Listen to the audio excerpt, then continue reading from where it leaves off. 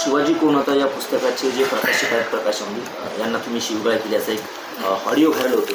काय नेमकं ऑडिओ तो व्हायरल झाला. काही तोडून मोडून त्याने त्याच्यामध्ये शब्द काही कट केले, काही ठेवले.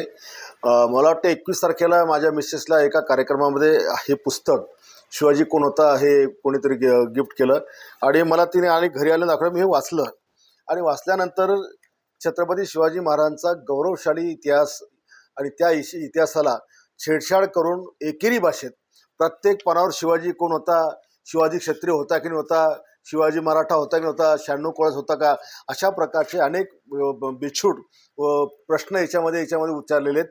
आणि त्याच्यामुळं मी त्याला फोन केला आणि फोन करताना मी त्यांना सुरुवातीला माझे स्टार्टिंग वाचा, माझ्याकडे पण त्याची रेकॉर्डिंग. मी त्यांना म्हणलं, प्रकाश भाऊ हे पुस्तक तुम्ही लिहिलं आहे का? तो म्हणे हो. प्रकाशन केलं का? म्हणे हो. आणि मग म्हटलं तुम्ही छत्रपती शिवाजी महाराजांना शिवाजी कोण होता एकेरी भाषेत का लिहिलं?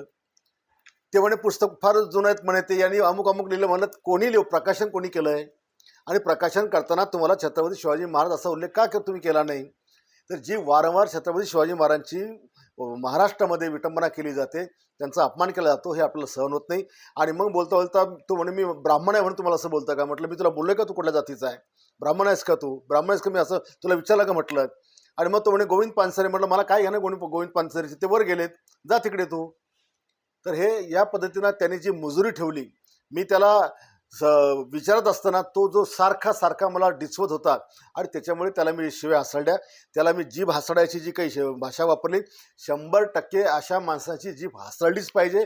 आणि अशा पुस्तकांमध्ये जिथे शिवरायांचा विकृत इतिहास किंवा एकेरी भाषा, आम्ही नाही या महाराष्ट्रात शिवरायांचा अपमान सहन करू शकत नाही, अशा प्रकारची पुस्तकं आम्ही वाचू शकत. आणि म्हणून ही पुस्तकं देखील अशा प्रकारची ज्याच्यामध्ये शिवरायांबद्दलचं विचित्र ठिकाण आहे हे देखील नष्ट केलं पाहिजे.